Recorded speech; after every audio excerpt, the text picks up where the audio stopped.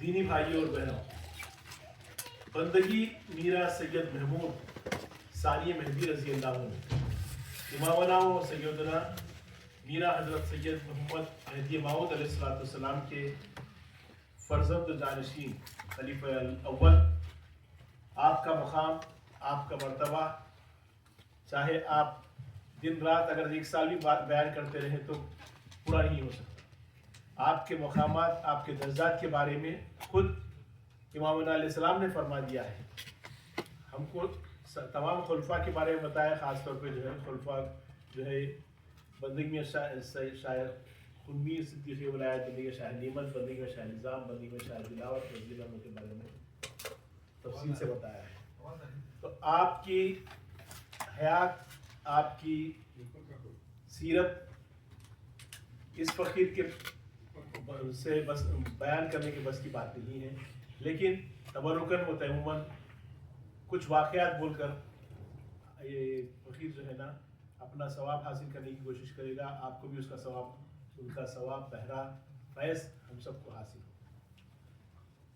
بندگی سید محمود ثانی مہدی رضی اللہ عنہ، آپ کا مقام اسی بات سے معلوم ہوتا ہے کہ آپ نے فقیری اس طرح سے کی کہ آپ نہ تو خلیفۃ اللہ تھے جیسا کہ آپ کے والد حضرت میرا مہدی موعود علیہ السلام، آپ عام انسان تھے ہمارے آپ کی طرح، لیکن اپنے کسب سے، اپنی محنت سے، اپنی مشقت سے، اپنی عبادت سے، اپنے ریاضت سے، ذکر سے، دن رات اللہ کا ذکر، دن رات اللہ کی عبادت، یہ نہیں سوچا انہوں نے کہ میں خلیفۃ اللہ، امر اللہ، امام نام مہدی موعود علیہ السلام کا فرزند جانشین ہوں، یہ کبھی نہیں سوچا آپ نے۔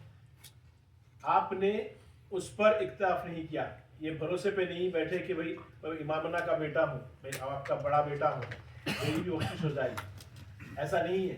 آپ نے اپنے طور پر اپنا جو ہے نا مقام حاصل کیا۔ ہم جتنی ان کی عزت، ان کا احترام، جتنی عقیدت ہمارے پاس ہے کسی اور کے پاس نہیں ہو سکتی۔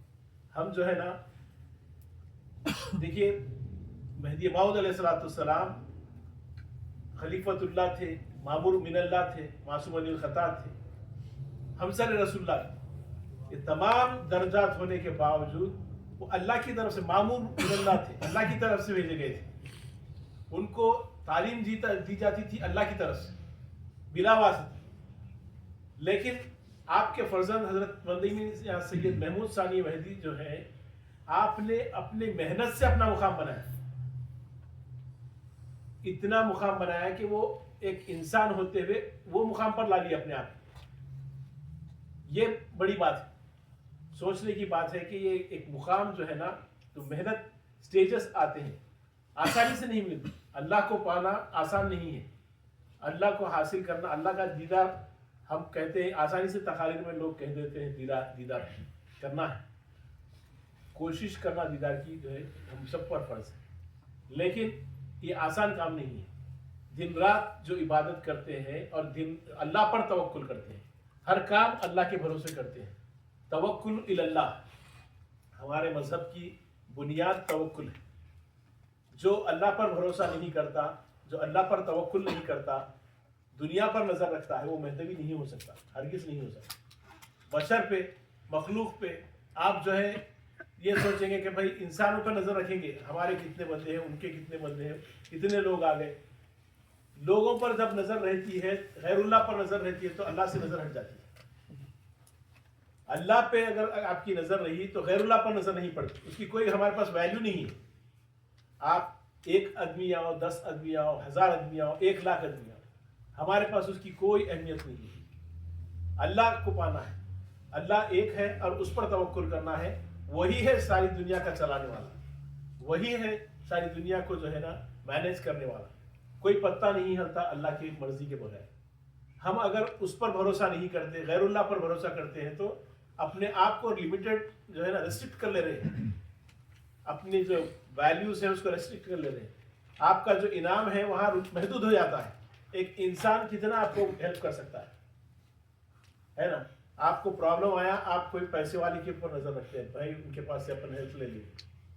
ہیلپ جس سے مانگنا ہے اس سے نہیں مانگنا, مشکل یہ ہے جس سے مانگنا ہے.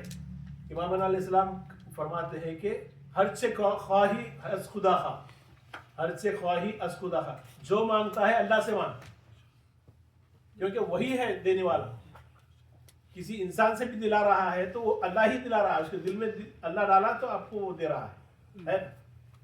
اس کے دل میں اگر اللہ نہیں ڈالا تو وہ دیتا نہیں, آپ کو انکار, آپ سوال بھی کر لیں تو وہ جو ہے نا آپ کو انکار کر دے گا. اسی لیے ہمارے پاس سوال حرام ہے.